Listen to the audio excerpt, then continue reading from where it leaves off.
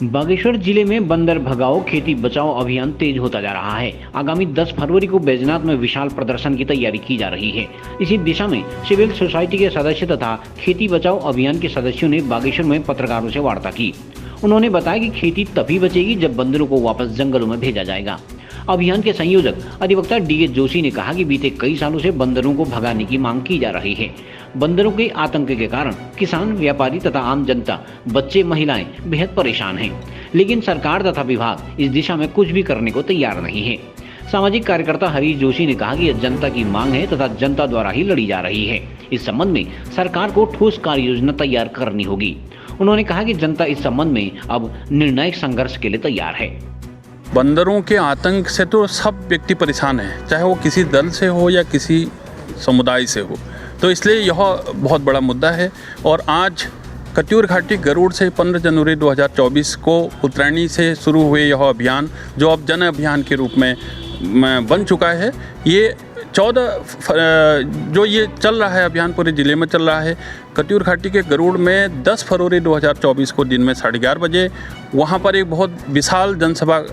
को आहूत किया गया है, जिसमें जनता आए और बताए कि वास्तव में बंदरों का आतंक बहुत ज़्यादा बढ़ गया है और सरकार, प्रशासन और वन्य जीव संरक्षण अधिकारी इस तरफ ध्यान दें और उनको निजात दिलाएं। हाँ, देखिए, बड़ी ताज्जुब की बात है, क्योंकि हमारा जो पूर्व से जो समय और स्थान निर्धारित था वह कुमाऊं मंडल विकास निगम का TRC बागेश्वर था, जो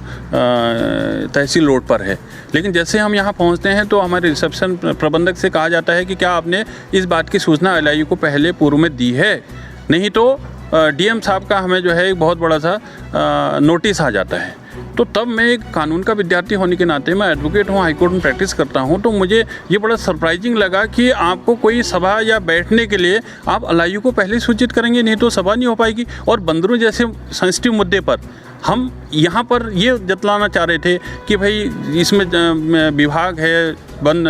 विभाग है या अन्य प्रशासन है, जागे। तो ये एक बहुत दुर्भाग्यपूर्ण स्थिति है और हमारे संविधान के जो मूल अधिकार हैं उनका अगर हनन इस बागेश्वर में इस तरह से हो रहा है तो ये बहुत दुर्भाग्यपूर्ण है। इसको रोका जाना चाहिए। हम तो ऊपर भी मुख्यमंत्री जी से मांग करेंगे कि इस शिकायत का संज्ञान लेकर के बागेश्वर की प्रशासनिक व्यवस्था को दुरुस्त करने का प्रयास करें। अच्छा, एक सर, वन विभाग की तरफ से भी इस पर काउंटर ये आया था कि हम लोग वधियाकरण के लिए बंदर को पकड़ के रानीबाग भेज रहे हैं, लेकिन आप क्या उससे संतुष्टि क्यों नहीं है? हाँ, देखिए, 2 प्रकार के मेजर्स होते हैं। जब भी हम हाईकोर्ट में भी पिटीशन लगाते हैं तो एक होता है इंटरिम रिलीफ और दूसरा एक फाइनल रिलीफ। तो ये तो एक लॉन्ग टर्म रिलीफ की बात कर रहे हैं, जिसका असर जो है 10-15 साल बाद दिखाई देगा। लेकिन जो वर्तमान में जो एक आतंक, जो एक आपदा का रूप ले चुका है, उसके लिए वन विभाग अभी तक कोई भी प्लान लेकर नहीं आया। तो हमारा इस अभियान का मुख्य पहला उद्देश्य यही है कि आप उनको अंतरिम राहत के तौर पर कुछ करें। और ये जो बाहर से लाए जा रहे बंदर हैं, ट्रकों में भर करके रात या सुबह तड़के यहाँ भेजे जा रहे हैं, इनको आप रोकें। और साथ में इन बंदरों की जगह जहाँ है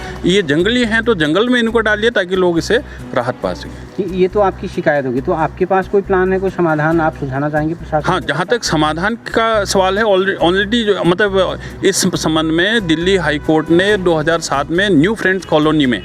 बहुत अच्छा विस्तृत और उसमें एक हाई लेवल कमेटी बैठी थी, उसने बहुत सारे सुझाव दिए हुए हैं। हम चाहते हैं कि उसका इम्प्लीमेंटेशन अगर राज्य सरकार उत्तराखंड भी कर दे तो इसका समाधान हो जाएगा। देखिए, जनता का जनता द्वारा जनता के लिए ये अभियान है और इसमें हम निश्चित रूप से, जैसा आप यहाँ पर इकट्ठे हुए थे आज बागेश्वर में, तो इसके पीछे हमको ये बताने की ज़रूरत नहीं थी कि हम प्रेस कॉन्फ्रेंस करा के अपनी कोई डेवलपमेंट देने की हमने यहाँ पर नहीं आए थे। हमारे एक था कि इसके जितने भी लोग इसके हितग्राही हैं, जो स्टेक होल्डर्स हैं, तो उसमें प्रेस भी हमारा एक बहुत बड़ी भूमिका में होता है कि जब हम बात करते हैं कि हम लोग अंततः जनता हैं, हम प्रेस बाद में हैं, हम जनता पहले हैं, तो हम इस एंगल से इसी को देखने की कोशिश कर रहे हैं कि जो बंदरों की एक समस्या है, एक सूत्री मांग, हालांकि मुद्दे बहुत सारे हैं, पर हम अभी इसको एक सूत्री मांग के रूप में देख रहे हैं। क्योंकि जब बंदर को हम देख रहे हैं कि बंदरों का जो खौफ है, जो उनका आतंक है, वो इस कदर बढ़ गया है कि कुछ अन्य जो जंगली जानवर हैं वो तो आपके फसल को ही प्रभावित कर रहे हैं, पर बंदर ने आपकी पूरी दिनचर्या की सिस्टम को ही प्रभावित करके रख दिया है। तो इसके लिए हमारा ये अभियान जो 15 जनवरी को, जो कि उत्तरायणी का पर्व होता है, संकल्प का भी पर्व होता है। उस दिन से हमने इसको कत्यूर घाटी से शुरू किया था और उसके बाद हमें ये लगा कि जब जनता के बीच में ये आंदोलन पहुंचा है, ये अभियान पहुंचा है, तो उसके बाद से इसके बहुत सकारात्मक परिणाम, क्योंकि इसमें लोगों के अंदर में संवेदनशीलता जागी है, न केवल ग्रामीणों में जो इसके भुक्तभोगी हैं, बल्कि जिनसे हम उम्मीद कर रहे हैं, जो इसके पॉलिसी मेकर हैं, हम उम्मीद कर रहे हैं कि उनकी ओर से जिस तरह की जो कवायदें हमको मीडिया के द्वारा अभी पढ़ने के लिए मिल रही हैं, जैसे कि अभी बहुत इमीडिएट हम लोगों की 25 तारीख को एक मीटिंग गवर्नमेंट ऑफिशियल जो कि आपके फॉरेस्ट डिपार्टमेंट से कंसर्निंग है, उनके साथ हमारी सोसाइटी की और इस संचालन समिति की एक बैठक गरुड़ में होने जा रही है और हमें उम्मीद है कि उसके बाद से शायद उसके लिए सरकार के लेवल पर कोई नीति तैयार हो सकेगी। कल ही जो बागेश्वर से जो हमें मीडिया के द्वारा पता चल रहा है कि बागेश्वर में शासन के सचिव महोदय ने जब यहाँ पर वार्ता करी है और यहाँ के मैनेजमेंट को देखा है पूरे सिस्टम को, तो उसके बाद उन्होंने कुछ सिद्धांततः स्वीकार किया कि बंदरों की समस्या के लिए बहुत कुछ किया जाना जरूरी है। तो हम इस बात में उम्मीद करते हैं कि जनता का जो ये संगठन बना है, जनता की मांग है, जनता के द्वारा चल रही है और जनता के लिए चल रही है, तो इसमें हम लोग कहीं से कोई हमारे पास कोई सपोर्ट नहीं है और हम लोग इसको एक किसी ऑर्गेनाइज वे में चलाने के लिए हम इसके कोई बहुत ज़्यादा वो नहीं, हमें एक प्रतिबद्धता हमारी लोगों की है, जो हमारी टीम इसमें काम कर रही है। तो इसी टीम भावना के साथ हम लोग इस जनमुद्दे को इस उम्मीद के साथ संचालित किए हुए हैं कि इसका समाधान निश्चित रूप से सरकार को देना है, सरकार के विभागों को देना है और जल्दी ही इसके लिए एक ऐसी पॉलिसी तैयार करेगी ताकि पहाड़ बचे रह सकें, पहाड़ की दिनचर्या पहाड़ों की जैसी जो पूर्ववत थी वो बची रह सके। खेती यहाँ की पूरी तरह से चौपट हो चुकी है। अभी हम लोग जब गाँव के बीच में भ्रमण में थे, एक हमें एक काश्तकार मिलते हैं, वो काश्तकार का अपना अनुभव है कि वो आज से कोई 3 साल पहले 4 साल पहले प्रतिदिन 500 से रुपये 2000 रुपये तक की सब्जी अपने पॉली हाउस से पैदा कर लेते थे। बंदरों का आतंक इतना ज़्यादा हुआ कि उनके पॉली हाउस को फाड़ के रख दिया। अब मैं इसका आपका कनेक्शन बताने की कोशिश कर रहा हूँ। कल ही जो अयोध्या वाला हमारा जो एपिसोड हुआ था, राष्ट्रीय जिस कार्यक्रम की उसको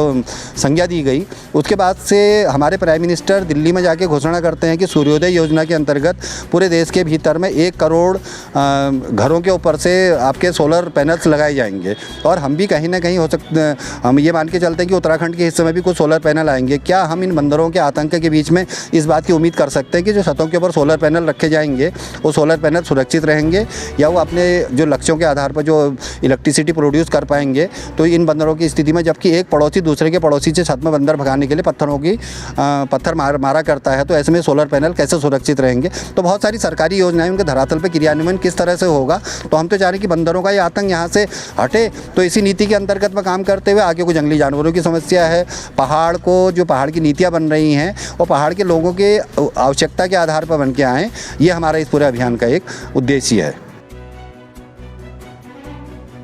CCN न्यूज के लिए ब्यूरो रिपोर्ट, बागेश्वर।